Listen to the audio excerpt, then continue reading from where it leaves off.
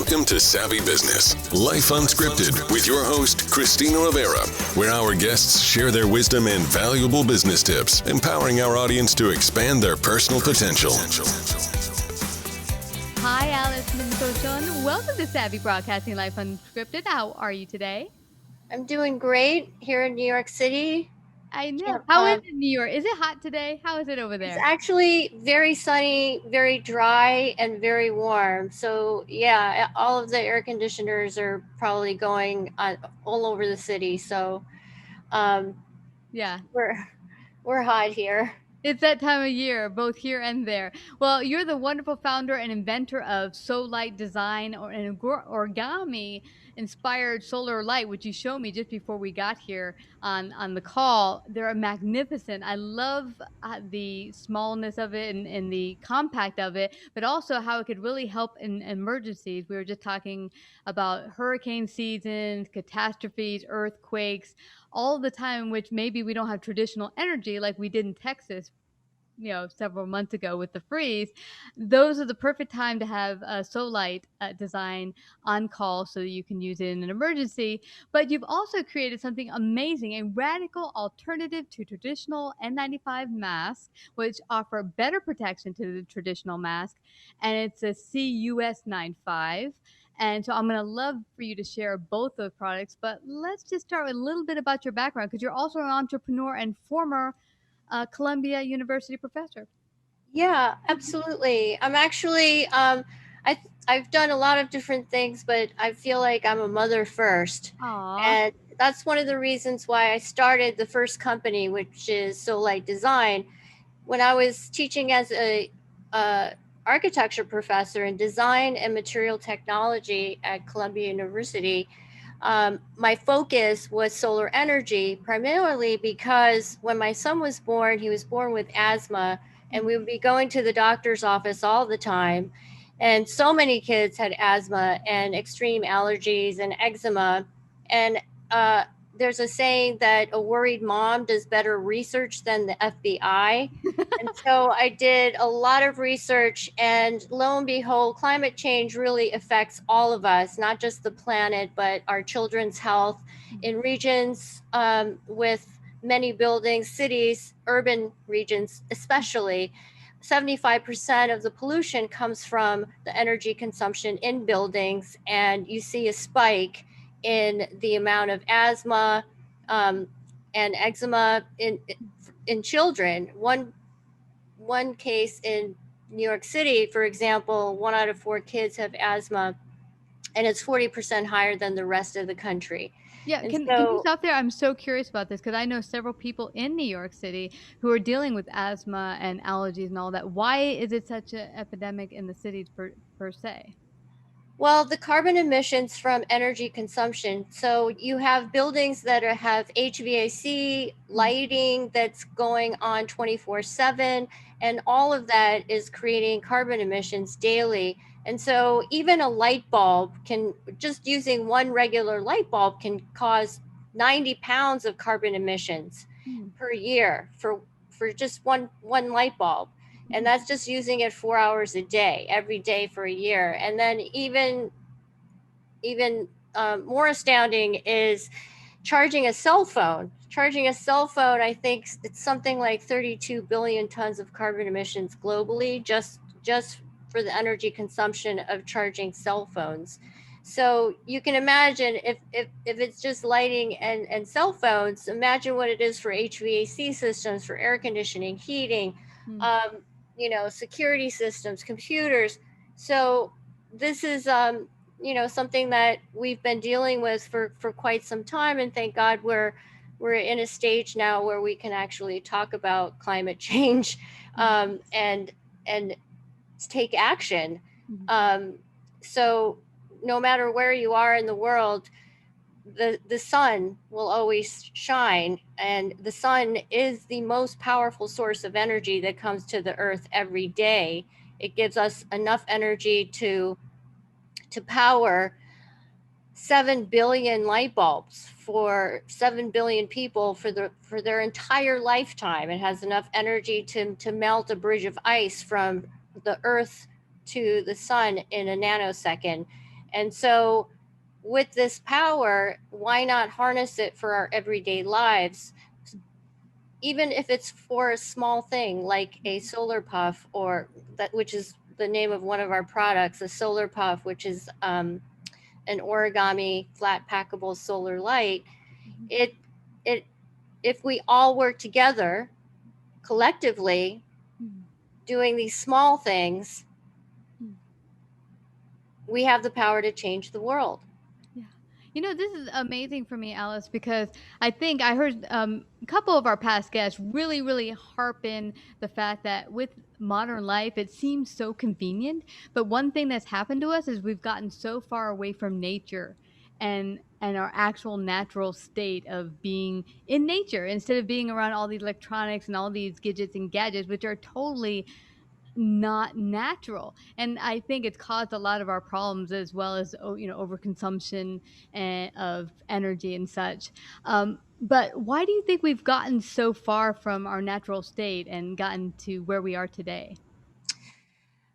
I think that one of the reasons is fossil fuels. So the issue of energy, and in the 70s, you have people like President Carter that did a huge initiative with solar energy out in the Midwest, and after him, that kind of died away, and those solar arrays kind of went to rot because the oil companies kind of took over, and it was a kind of historical reoccurrence over the decades, where every time the prices of oil went up, we would suddenly start to think about renewable energy, but then the prices of oil would go down, and then we would forget about it. But now we don't really have a choice, because the climate has degraded so far that we're really in a state of crisis now in terms of needing to take action and be more sustainable for the future of our children and their children. Mm-hmm. And that's what inspired you to create the solar powered lights. Why do you think solar power isn't used more extensively? Because I've seen people put it on their houses and stuff like that, but it's not like everyone wants to do it. I'd love to just, put solar everywhere. It seems like it would be much easier. Yeah, there's a lot of it's expensive for most people to put a solar array on their house, and some states actually don't have the tax rebate where you can tap back into the grid and sell the energy that you harvest. And the other issue is that it's a lot of work, and the payoff is kind of after 5 years, maybe after 10 years, you'll have a return on investment. So hence the government subsidies for tax rebates. But what we believe is that everyone has the power to harness the sun. Everyone has the power to hold the sun in their hands, and that the power is within themselves, and their being able to hold the sun in their hands, they are able to make a difference in a small way, and everyone can afford solar energy with a solar light or one of our solar phone chargers. But I have to preface this with the story of how I came up with the idea of the solar puff, which is I was at Columbia University when the Haiti earthquake happened, and I quickly turned my studio around to be an innovation studio to help Haiti. And that's when we realized that the majority of the country lived in extreme poverty, and the country was only like 5% electrified. And everyone was using kerosene to light their world at night, which is a deadly toxic fuel. And if you look globally, there's about 2 billion people that live without electricity, and they use kerosene. And they use this toxin, and 2 million children die from the fumes. In South Africa alone, there's 200,000 house fires every year. In India, 30,000 house fires every year from kerosene. And Haiti was kind of a microcosm what was happening globally. And so we researched every single solar light out there on the market. They were all utilitarian, hard, plastic, and heavy. And so I am Korean by origin, and I grew up doing origami, and I designed the solar puff based on the origami balloon. So it flat packs and pops open into a beautiful cube that looks beautiful on a table, but also it's compact and extremely light, so that you can deploy hundreds by shipping 120 in a box versus, the other solar lanterns, you can only fit like 10 in a box because they're big and hard and plastic. Mm-hmm. So the other thing that I realized in Haiti was that most people were spending up to 30% of their income on kerosene, which I thought was an absolute travesty, because if they had a solar puff, they could actually save that money and use that money for food, education, clothing for their kids, to start a job. And so that's when I decided to become a social entrepreneur. Now, tell me, now you're the inventor and founder. How'd you learn how to mess with it seems like a hard thing to do, very technical. How did you learn to make these things? And did you get help? Did you go to other engineers or I scientists? did. Growing up as I was the daughter of an architect as well. So in architecture, I always used to tell my students it's about the best liberal arts education that you could get, because you can apply all of the principles of architecture and design to any other profession and discipline. And so one of the things that being an architect is we're always making things, we're always making models or drawings, and it's all about projecting into the future. And oddly enough, being an entrepreneur is very similar to that, because you're starting something that doesn't exist yet with a vision and an idea, and you with grit, perseverance, discipline, you're able to realize an idea into reality. And I think there's so many parallels between architecture and entrepreneurship. Wow. And then I was very impressed that when the catastrophe happened last year with the shutdown of the world and, COVID, then you found a solution to help people with the masking, which was much more effective. How did that come about? So I was in lockdown in March of 2020, and here in New York, I'm in between three major hospitals: Beth Israel, NYU, and Bellevue. And I could see hundreds and thousands of masks being thrown away, and the doctors had these terrible wounds and rashes on their faces. And again, I did extensive research and realized that the design of the mask has not changed since 1910, and the origins, were originally just for helping the doctors get rid of smells. But if you look at the design itself, it has not changed very much. And then in the 1960s, a woman named Sarah Turnbull was hired by 3M, and she was actually an interior designer in the design field. And she was given by 3M a new material called air spun polypropylene, and asked her, do something with this. And some of her friends were there was another pandemic at that time, and she actually used her bra and cut open the profile of her bra and used it as a mask, and made the first 3M N95 mask. And it actually still looks like part of, a bra. And that has not changed for 60 years.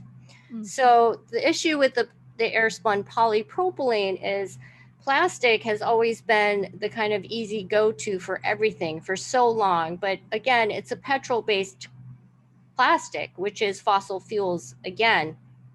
And it's doing a tremendous damage to the oceans, to our landfills, to our kids' health, and our planet. So as a material specialist, I also taught material technology at Columbia University, and my my specialty there was teaching about natural materials and alternatives to plastic. And so when I saw the masks, and by the way, all the masks, the surgical masks and the N95, they're all made out of polypropylene, and that lasts 450 years in a landfill. Wow. And so I developed for this transparent mask a new type of filter using natural materials like bamboo, corn, and silk fibers. And we've tested with MIT Lincoln Labs over 95% filtration efficacy, which is the first time that MIT actually saw that happen with something that was non-polypropylene. And so anyway, being locked in my apartment in New York City and seeing, these tremendous issues with the wounds on the face and basically the problem of waste, the first thing I wanted to do was give the doctors back their humanity and their emotions and their smiles, because I think that was one of the most critical things that we lost during the pandemic, was our ability for empathy and compassion by seeing our emotions and faces.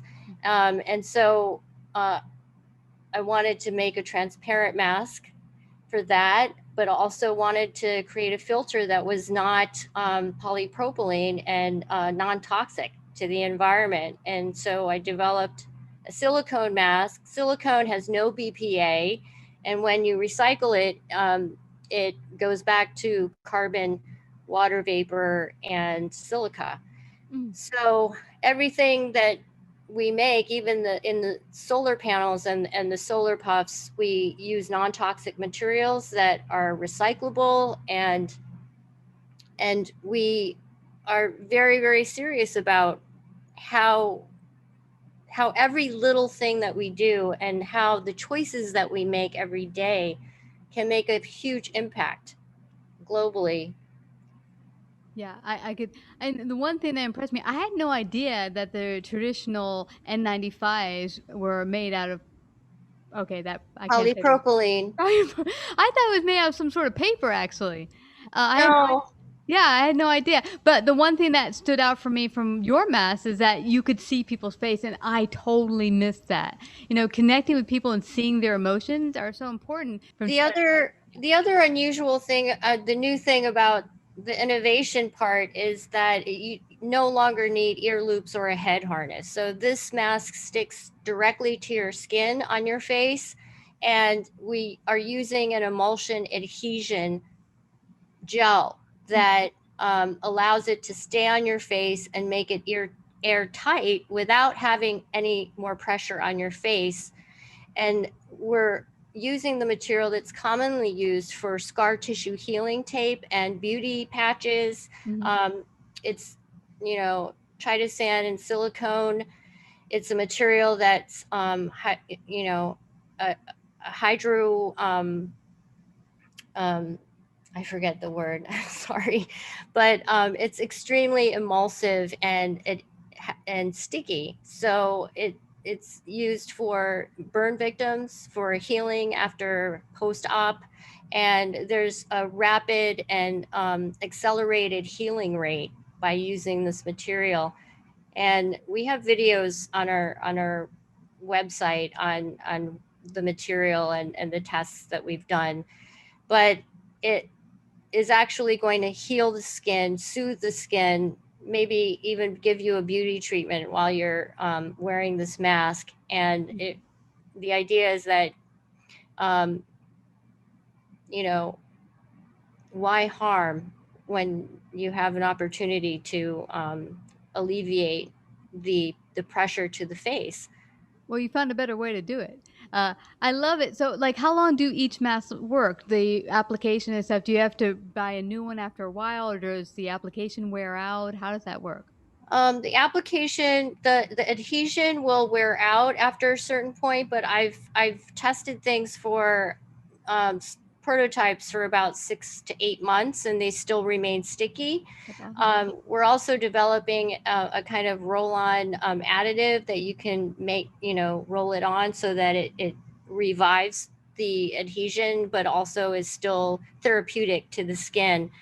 So we're in mass production now, and we're working to get it to all of our backers. We did a Kickstarter for the CS95 mask, and we raised about $500,000 in 30 days.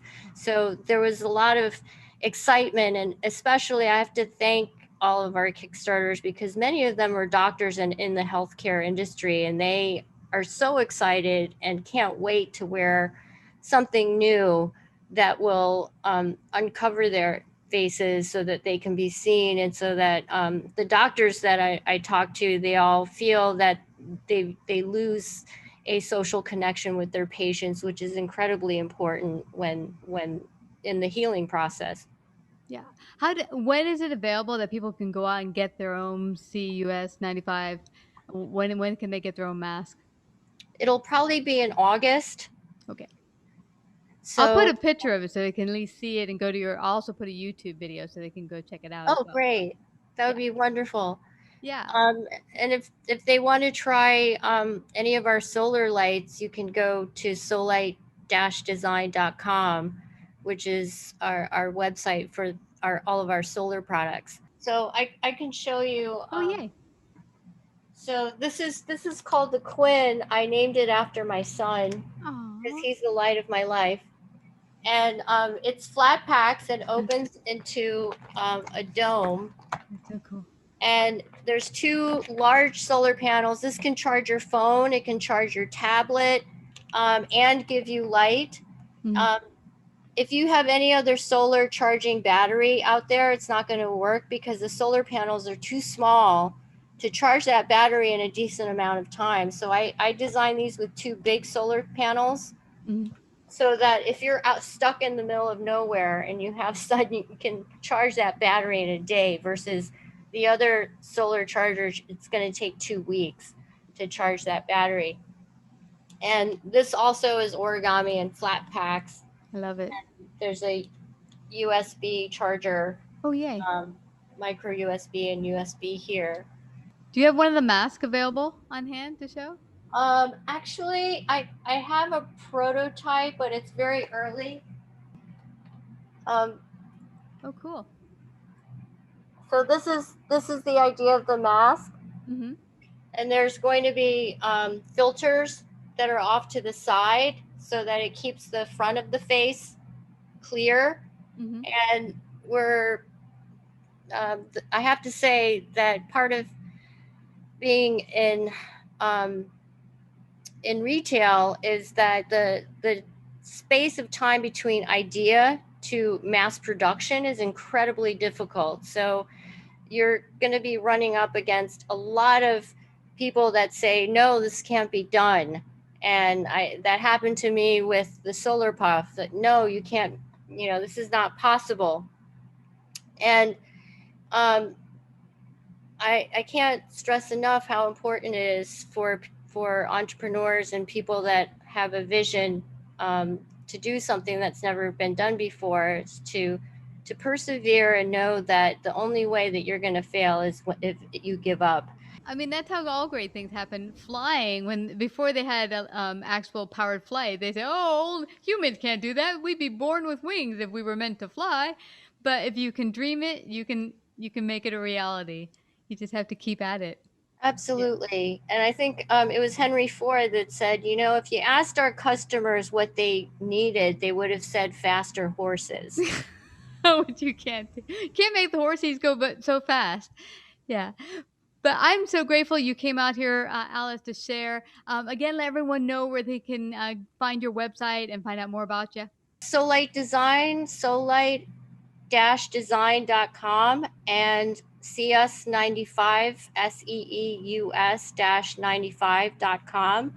And we're probably going to do a press release in August when we have inventory for the CS95 mask. I have to say, it's such a privilege and a pleasure to meet you, Christine. Oh, Same goes here. I'm so grateful. And thank you for all the work you do. You push forward to make the world a better place. I'm very grateful. Thank you so much for coming today, Alice. Thank you. Have a great day. Take care. Like, subscribe, and share this episode. To listen to more savvy episodes and savvy biz tips, go to www.lifeunscriptedradio.com. To find out about our paid sponsorship opportunities or how to become a guest, email Christina at lifeunscriptedradio.com.